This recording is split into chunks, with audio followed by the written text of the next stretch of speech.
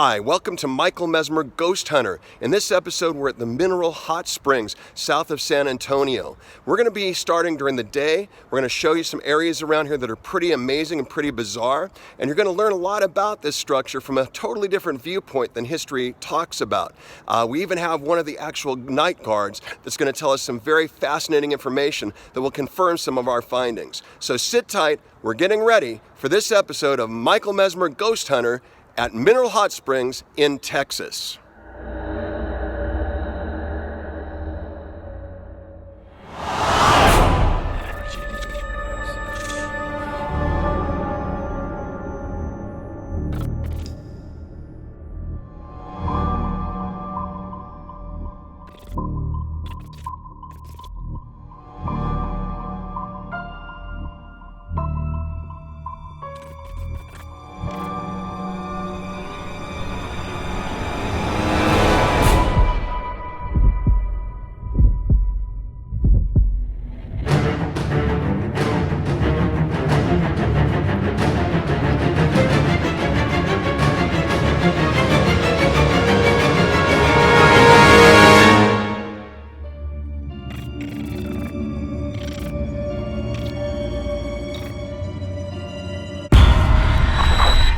So the hot sulfur baths first attracted health seekers to South Bexar County in 1892, and originally it was the Southwestern Park, and it claimed that the waters here could heal rheumatism, kidney, liver, and skin diseases.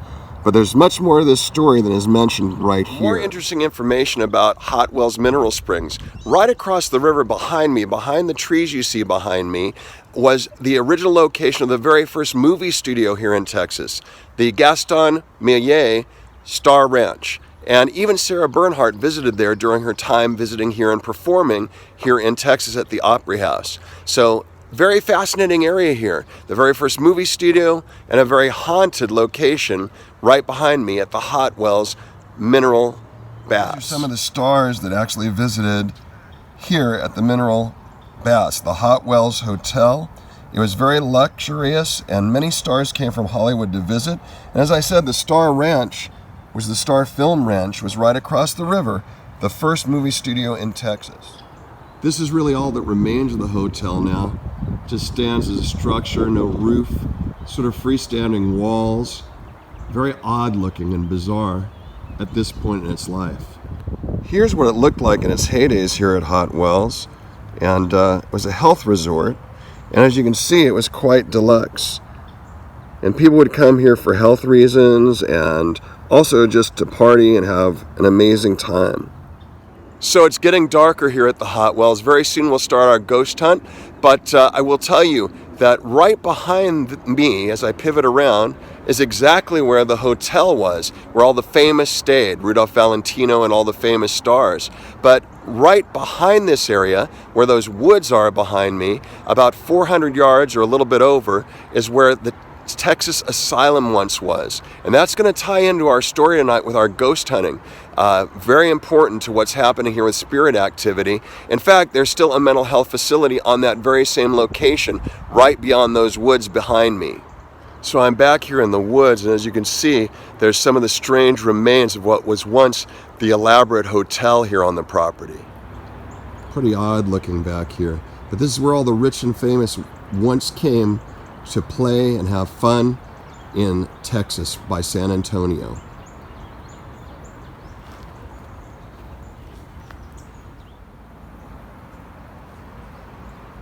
And here is a very old cabinet in this wreckage.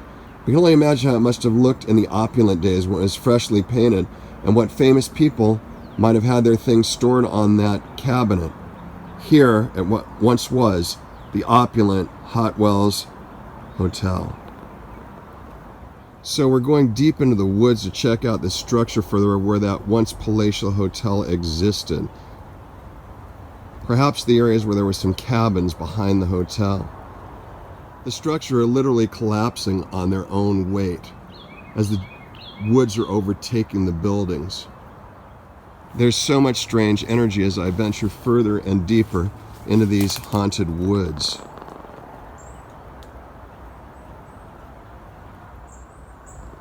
Every step takes me closer to finding more energy from the spirit realm. Now, everything's just in total ruin. It's just incredible how much this place has fallen apart. But it was in its heyday just prior to World War II. So you can imagine it's been quite a while since it was in its glory days. So as we walk around the cabins, I'm just doing a little scan to see if there's anybody or any activity here. If anybody wants to communicate with us, you can beep the light, let me know. If we find a cabin where we have some activity, we will stop and we'll do a spirit box session. Is there anyone here that would like to communicate? All you have to do is beep the red light. Anyone here that would like to communicate with us today? Just beep the red light.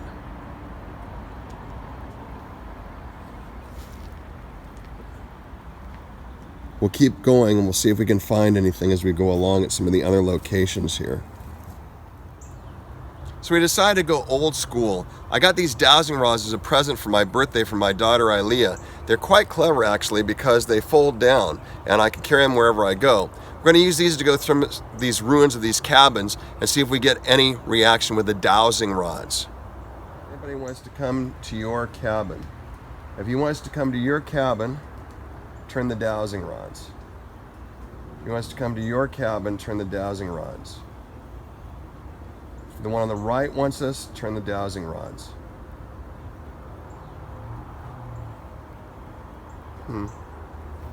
Seems to be getting a reaction. We'll head this way and see if we get any reaction from the rods.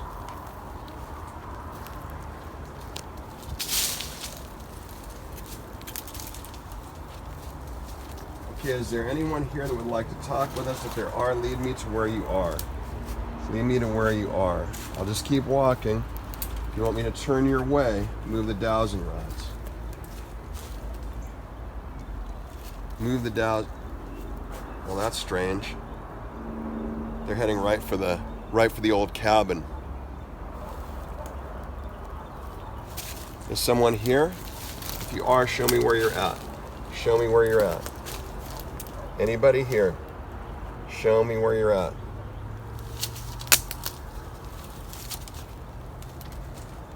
Oh, now we're getting cross dowsing rods. That's strange.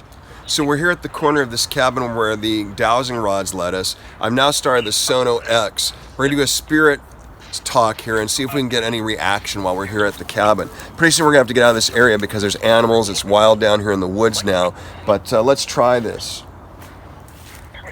So is anyone here? Is anyone here that would like to talk with us? If you would like to talk with us, let me know. Is there anyone here? Give me a name. Give me a name. Dillon? Give me a name. Dillon? Dillon Grant, it said. Something like Dillon Grant. Is there a Dillon Grant here? Mike. It just said Mike. Is there a Dillon Grant here? Mike. It just said Mike. I guess they know my name. Is it a Dillon Grant? Do you want to talk with us? Do you have anything you want to say to us tonight? Dillon Grant, are you there? Dillon Grant, are you there? Did you used to come to the hot springs? Did you like the hot springs? Not really? It said not really. They didn't really like the hot springs. It said it, clearly not really. Did you hear that, Susie? I heard that. Did you like the hot springs? Not really? It said not really. Well, all right, we found out you don't really like it when it was the hot springs. You didn't really enjoy it here. Thank you, Dillon, for talking with us. We're going to move on to the hot springs in a minute. We're going to get out of this wooded area before it gets too dark and dangerous. So we're down to the entrance of the cabin areas. And it was very interesting that the dowsing rods led us to the corner of that building. And then when we used the ghost box, the Sono-X, we found there was a Dillon Grant that wanted to talk to us. And he called out my name, Mike.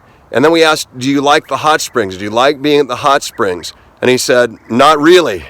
Well, that was kind of a chilling response. We're going to continue now. We'll be heading over to the hot springs itself. And so we're back to the hot wells now. I'm going to show you what it looks like. It's pretty interesting at night.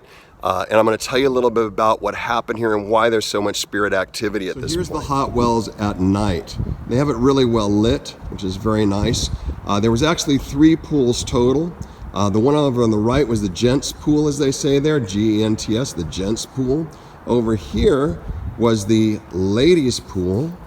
You can probably see that still written there. And in the middle was the pool that was a combination that everyone shared. So it was sort of a pool for everyone. Now I will tell you what's so mysterious about this hot wells is that asylum that was behind me. When I showed it to you earlier behind the woods, which still is actually a mental health area back there where they have a hospital. That's where the mineral wells came from. So in those days, an asylum was really a scary place. I mean, people were mistreated. It was a snake pit. And so the waters that came from the mineral well, which was located at the asylum, were what fed into this mineral wells resort. So all the insane people that had taken baths, all of that fed into this area, creating the energy that's now here and remains here, why so many people are experiencing some type of spirit activity here at the hot well. So we're going with the rods, but there's a lot of wind, but we're going to go ahead with the rods and see if we can find any active hot spots here at the wells. I'm not feeling it tonight here like I did over in the cabin area, but we're going to just see if we can find anything along the way here.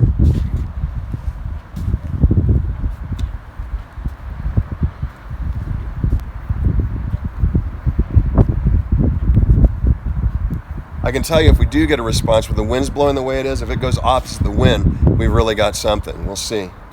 Oh, that was weird.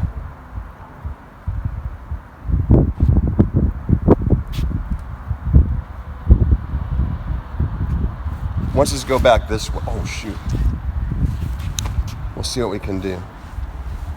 Right here is where it's saying. Let's see if it there it goes again, crossing. So I'm here with Martin. He's one of the caretaker guardians of the mineral springs, and he's telling me an interesting story. You want to tell him a little bit about it, just say what's happening? You said about a little girl here in her... Yes, hi guys. So there's a little girl that rides her tricycle from the tree stump over there to this light post right up here. Wow. Constantly back and forth until she gets your attention. Wow. Yeah. And once she gets your attention, she'll ride her bike around this corner, this little bend. Oh, really? Yes. And then once she hits this light post, she'll disappear. Wow. And the last thing you'll hear from her is her giggling. Her giggling. And you said you actually heard that happen? I heard and physically seen it. Wow, that's crazy. I wish we could see that tonight. It's not the night, I guess. No, it's not. What time does she usually show up? A little bit past midnight. And we're not allowed here at midnight. No, but you see her because you're on guard. Exactly. Yep. Wow, that's crazy. Thank you so much for sharing that. Oh, my pleasure. I appreciate it. Anything else you want to tell us? Oh, well, what would you like to know? Are there a lot of different ghost stories? Yes. Oh, wow. Okay. So right up here where my light is flashing, so from that little window to this corner. To this corner? Right, more or less. But because there's an actual window right up there. Yeah. There's a gentleman in a black silhouette that walks from this corner to this corner. To this corner. Back and forth. Wow, and you've seen that? I physically seen that. Wow, that's crazy. So you only saw him once? Only one time. But when you did, it was very clear? Crystal clear. Wow, that's so cool. You could tell it cool. was a gentleman. It wasn't a woman. Not a woman. Not a woman. It was the gentleman just dragging his feet, pacing back and forth. That's crazy. All right, well, let's keep walking. You're going to show me something else, too. Yes. This is awesome, folks. We actually have a person who's seen things right here on the site who works at night, so he gets to see things during the witching hour. Oh, yes. That's why things happen at that time. Yes. We're not allowed on the property at that time, unfortunately. No. But I'm happy we got the cabins. So right here is where the boiler room is at. The boiler room. I heard something about that. Yes. So the boiler room obviously was to clean and purify the water and the sulfur that was inside the water. And one evening, the cooks came over to bring food to the employers down here. Mm-hmm. And the last thing they heard was the doorbell going off. And after that, one of the boilers exploded, causing a chain reaction, causing the whole building to catch on fire. So that's why some of the employees died here? Several employees and several people that were actually in the even the guests? Even the guests. Wow, so this was the boiler room area. Yes, all of this. And you actually could see one boiler right against that wall. Oh yeah, right over there. Right. That's crazy. So it exploded one night, and the last thing you said they heard was the doorbell. Yes. Wow. So they had an actual bell and they rung it to let them know, hey, there's someone right up here bringing you food. Wow. And one of the boiler, I'm assuming, didn't get checked, causing the eruption. Wow, that's terrible. Yeah. Well, thank you for sharing that. Is there anything else you want to share with us, or is that it? What else? That secondary window out there, actually. Yeah. There's an older woman who will only appear on the foggiest night. Ooh. Get your attention. Really? Say hello and hold a conversation. Oh, you can actually talk to her. You can actually talk to her. Do you know anybody that did? Not personally. But you've heard? I've heard. From other guards or whatever? From actually people that will come and visit. They're like, oh, yeah, I wanted to see her again and have another conversation. Wow. So right where you see those bricks, that's where the bell was. Now, it was a physical bell they had to take a hammer and hit. And that's the bell they hit. And when they hit the bell, that's when right behind here in the boiler room, everything blew. All the boilers blew, the roof blew off the top of the building, everything traveled all over the area. And so you can truly go to that saying, for whom the bell tolls, it tolls for thee. And that night, employees, everyone here, even guests, had extreme tragedy as the particles from the top of the building, the roof, went flying over to the cabins and throughout the area, injuring people. Crazy. So we came over here with Martin, the security guide who's helping us tonight, and check this out. This is, back there is the actual building, and when it blew, when the top of the boiler blew, it came all the way over. The parts were in the cabin area, and what we're looking at here are actually pieces of the actual Hot Wells building that flew into the woods. Crazy. What incredible pressure it must have taken, and how terrifying a night that must have been. We're here by the woods again with Martin, and he's showing us what's left of a stand-up shower that was actually part of the original hotel that was so deluxe here. I mean, Valentino might have taken a shower in that enclosure. Outline of the house. Yes, I see it is. And then... So would this have been somewhere employees would have lived, or? See, I'm not too sure now because it's been so many years. Exactly, so... This is old materials. Yes, they are. But this is where the hotel used to stand. This is where the hotel was. Right. No doubt that there's a lot of spirit activity in this area. Your little stand-up shower right here. Oh, I see it. Your water line. And there's the water line. Yeah. And then if you look right there where the light is at in the center. Yeah. It's your little bar holder.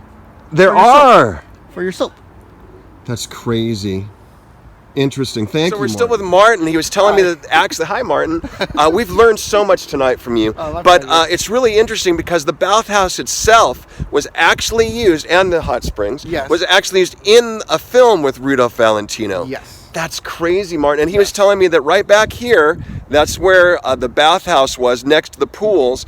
And of course, Martin, you were saying people in those days would go here to have a wild time in the bathhouse, adult fun, and then they go back to the resort or the hotel to have the elegant fun. Yes, all the but music, yes. Yeah, but actually, Valentino shot a film right here at this location. As far as I do know, yes. What movie? I'm not too sure. I don't know either, but we'll do some research. Hopefully, we can find out. But if not, just cool to know that. Yes, definitely. Thanks so much, Martin. My pleasure. Yeah, we didn't catch anything right by the springs, but we did out in the cabins tonight. Oh, yeah. Is it really busy hunting out in the cabins? A lot of spirit activity there? Yeah, actually, by the cabins, there were several employees who actually lived out there that wasn't able to afford to live in the hotel. Oh, wow. So they sometimes come back and visit? Yeah. Wow, interesting. Well, no, what they didn't like. Remember I said about that I found a guy there that was telling me they didn't like the springs? Right. Probably because they were employees and it wasn't really something they could enjoy. Exactly. Majority of the people that were employed didn't really gotten to enjoy the spring. Right. Because they were just have to be servants to all the rich people, right? Exactly. That's why he didn't like the springs. Well, that answers a lot of questions. Yes. Did you like the hot springs? Not really so much. Not really? I said not really. Not really so much. Not really? I said not really. Well, I want to thank you for taking the time to share with us. This is so awesome. I'm so glad we talked with you. Yeah, definitely. Thank you so much. My pleasure. All right. So it was great making connection with Martin because he clarified why the person over there in the cabins didn't really like the springs. We now understand because they were employees and possibly employees that were killed in the boiler explosion. So what an interesting evening. Not so much activity right here at the moment because he says mostly it happens from midnight to about 3 in the morning, which makes sense because 3 in the morning is the witching hour. But over in the cabins, we certainly had some amazing reaction, both with the dowsing rods and with the Sono-X, talking with Dillon Grant. I hope you've enjoyed this incredible tour of the hot springs right here south of San Antonio. And this episode of Michael Mezmer, Ghost Hunter.